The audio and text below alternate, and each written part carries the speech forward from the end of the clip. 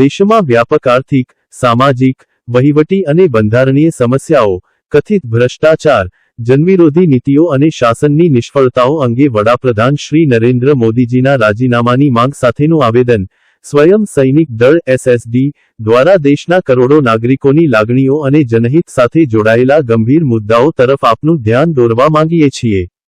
ગત કેટલાક વર્ષોમાં દેશ અનેક આર્થિક, સામાજિક, વહીવટી અને બંધારણીય પડકારોનો સામનો કરી રહ્યો છે।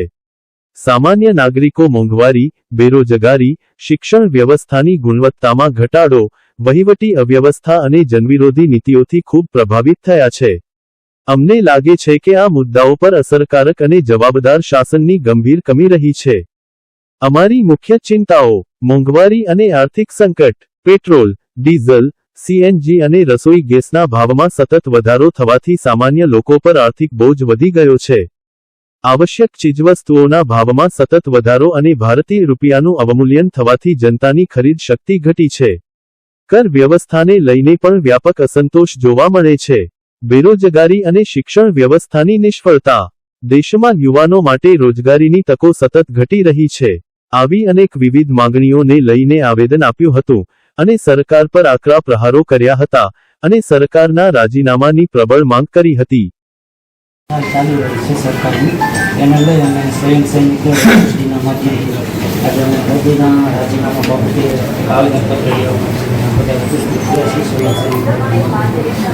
તો હાલમાં આપણે જોઈએ કે દેશની અંદર જે તાનાશાહી ચાલી રહ્યા એ જે પોતાના હક અને અધિકાર માટે લડી રહ્યા છે, તો જે લડી રહ્યા છે એનો અધિકાર છે અને એના હક છે કે ભાઈ એને જે કાંઈ રોજગાર જોઈએ છે, એને જે પેપર છે લિંક થયા છે એના માટે લડી રહ્યા છે, તો એનો એક સંવિધાનિક રીતે એનો અધિકાર છે। પણ ત્યાંની જે પોલીસ પ્રોટેક્શન છે એના પ્રોટેક્શન આપવું જોઈએ, એને બદલે એની ઉપર લાઠીચાર્જ થયો છે। તો લાઠીચાર્જ એને કરવું હોય તો આ દેશની અંદર જે આતંકવાદીઓ છે, જે બળાત્કારીઓ છે, જે જાતિવાદ છે, જે આ દેશની ના તમારે સાંભળો પછી આખી દાહોદીને એટલે જે બળાત્કારીઓ છે, આ જે દેશની અંદર જાતિવાદ કરે છે એની ઉપર ખરેખર લાઠીચાર્જ કરવો જોઈએ, એને લાઠી મારવી જોઈએ। પણ આ જે કાંઈ સરકાર રહી, આ જે યુવાનો રહ્યા એ પોતાના અધિકારો માટે લડે છે એની ઉપર લાઠીચાર્જ કરે છે। આમ જોઈએ તો દેશની અંદર અલગ અલગ ઘણી જગ્યાએ આંદોલનો ચાલી રહ્યા છે। આજે જે સરકાર રહી એ સરકારને આ જે કાંઈ પ્રજાએ સરકારને ત્યાં બેસાડી છે અને સરકારનું જે કાંઈ હક અધિકારો છે એને દેવા માટે અને એના જે કાંઈ શિક્ષણ છે, એની જે કાંઈ રોજગારી છે એના માટે અહીંયા જાહેરનામું છે, આપનો વાત સાંભળું છું, અહીંયા તમે દેખાવ કરવા નથી આવ્યા। અહીંયા મારે જાહેરનામું છે, હું વાત સાંભળું છું અમને, એટલે શાંતિથી સાંભળો બધા। એટલે આજે જે મોદી અહીંયા બેઠા છે તો એ માત્ર ને માત્ર પ્રજાના હિસાબે બેઠા છે, તો એ જો આજે કાંઈ સરકારે આજે કાંઈ જનતાની એનું કોઈ પણ ભલું ન કરી શકે, એના શિક્ષણમાં કાંઈ નો ફેરફાર કરી શકે, એને જે રોજીરોટી છે એ પૂર્ણ ન કરી શકે, તો એને એ ખુરશી ઉપર બેસવાનો કાંઈ હક કે અધિકાર છે જ નહીં। આજે હાલ જોઈએ આપણે તો 2012થી જે કાંઈ ભાજપા સરકાર આવી છે ત્યારથી લઈ અને અત્યાર સુધી દેશની અંદર જેટલું પણ રહ્યું સરકાર એ બધું વેચી અને પ્રાઇવેટીકરણ કરી નાખ્યું।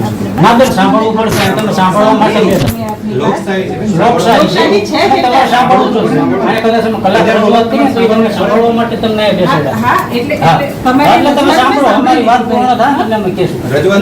પછી બે જણ જ મને રજૂઆત કરો, આખા બધાને અંદર આવવાની અહીંયા મારું જાહેરનામું છે એટલે આટલા બધા લોકોને અંદર આવવાની જરૂર નથી। બે જણ મને રજૂઆત કરી શકો, આપનો જે મેસેજ હશે અમે રજૂઆત સાંભળવી ગમતી નથી એવી વાત નથી કરી ભાઈ, હું સાંભળું છું એટલે આપે પણ રજૂઆત યોગ્ય રીતે મારી સામે કરવી જોઈએ।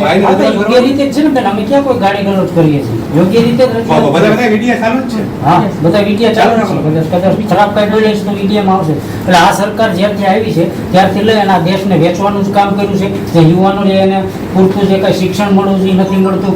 દેશની 2012થી લઈને અત્યાર સુધીના ઓછામાં ઓછા 100 પેપરો લિંક થયા છે। તો આ કેટલી ઘટનાઓ બની છે કે આ દેશને છે એ ઓછામાં ઓછો 100 વર્ષ પાછળ ધકેલી દીધો છે।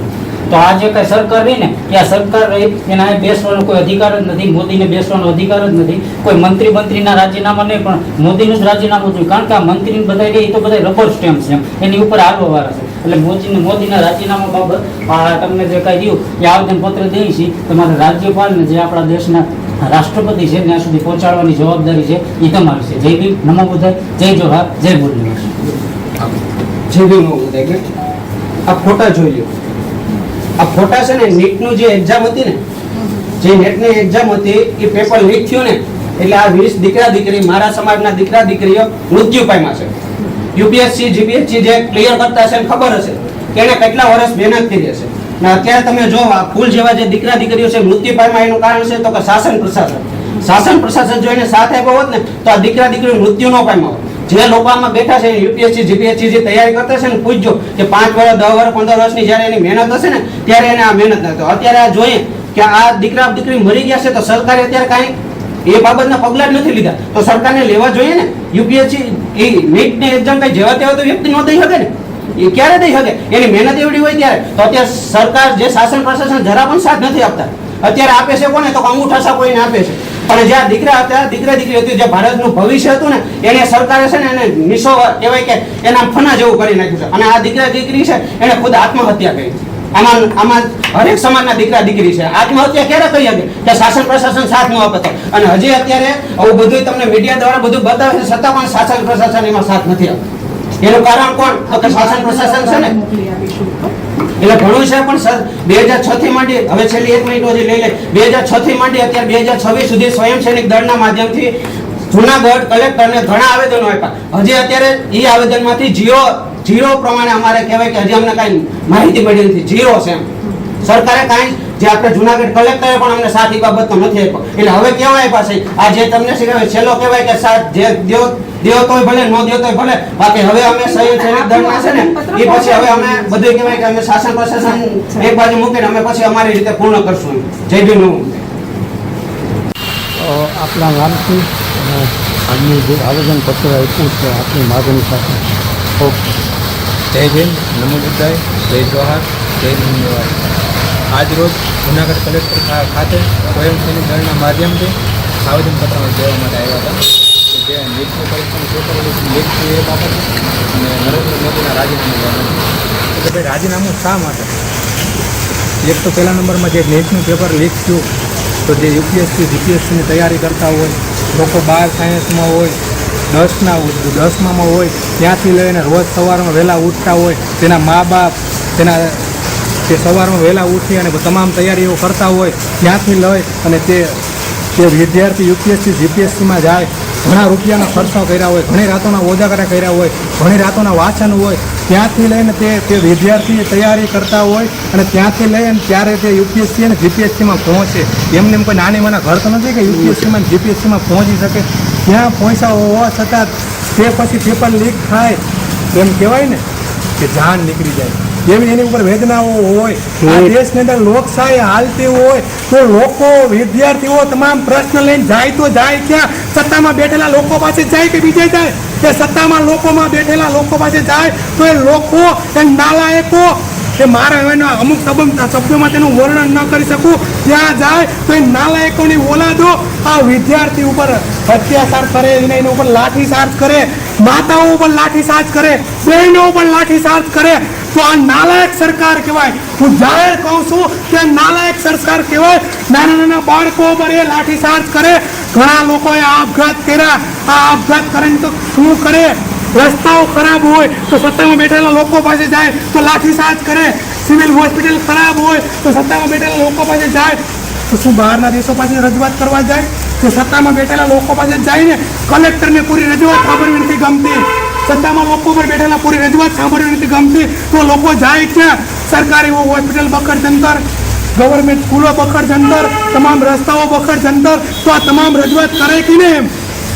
5 વર્ષ 15 ઓગસ્ટ 1947 આપણો દેશ આઝાદ થયો. ત્યારબાદ યોજનાઓ બહાર કરી કે 5 વર્ષની યોજનાઓ, જેમાં આપનો આર્થિક વિકાસ, ઔદ્યોગિક વિકાસ, તમામ વિકાસ એ વિકાસ થવા જ હોય એ રીતે 5 વર્ષની યોજનાઓ બહાર પાડી. તે પછી તમે જુઓ કે આપણો શું દેશનો વિકાસ? ન રોજગાર ફાળવવામાં આવે, ન ગરીબી ઘટાડવામાં આવે, ન તમામ સુવિધાઓ આપવામાં આવે. તો આ સરકાર શું કામની?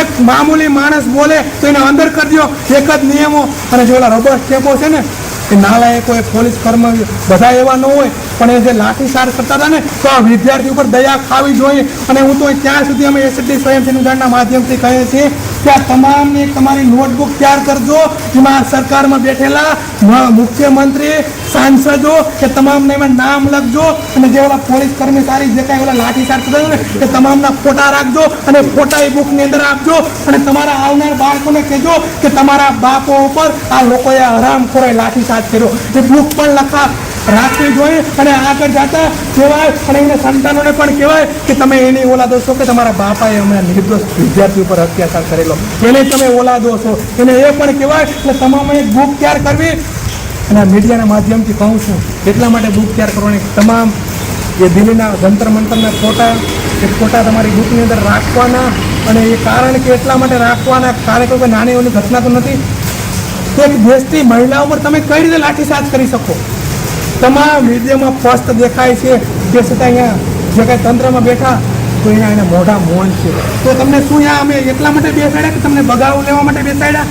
બગાવ લેવા માટે નહીં, પણ આ દેશની જે કાંઈ સિસ્ટમ હોય એમાં બદલાવ આવવો જોઈએ. એટલા વર્ષો આ હોઈ ગયા, તે પછી આમાં કાંઈ બદલાવ ન આવે તો સ્વેચ્છાએ રાજીનામું આપવું જોઈએ કે ન આપવું જોઈએ? આપવું જોઈએ. દેશમાં ગરીબીનો દિન પ્રતિદિન વધારો થાય છે, દેશમાં ભૂખમરો દિન પ્રતિદિન વધારો થાય છે, તો આ સરકારને રાજીનામું આપવું જોઈએ કે ન આપવું જોઈએ? આપવું જોઈએ. આ જુનાગઢની અંદર એમ કહેવાય ને કે જાહેર માર્ગો રહ્યા ને, જે રાજકોટનો મેન આવ્યો છે ને, એ આખો રસ્તો બખર જંતરસિંહમાં એટલા રોદાઓ છે કે નાના યુવાનોને પણ કમરના રોગ થઈ જાય. તો આ સરકારને રાજીનામું આપવું જોઈએ કે ન આપવું જોઈએ? આપવું જોઈએ. આ મોદીને રાજીનામું આપવું જોઈએ કે ન આપવું જોઈએ? આપવું જોઈએ. તો એક અમારી એમ ચેલેન્જ માનો તો ચેલેન્જ કહી શકાય. આવનાર દિવસોમાં જો આ સિસ્ટમમાં બદલાવ નહીં આવ્યો તો આવનાર દિવસોમાં ઉગ્ર આંદોલન થશે, અને એનું શાસન પ્રશાસન જવાબદાર રહેશે. જય ભીમ, નમો બુદ્ધાય, જય જોહાર, જય મુંડેવાલી.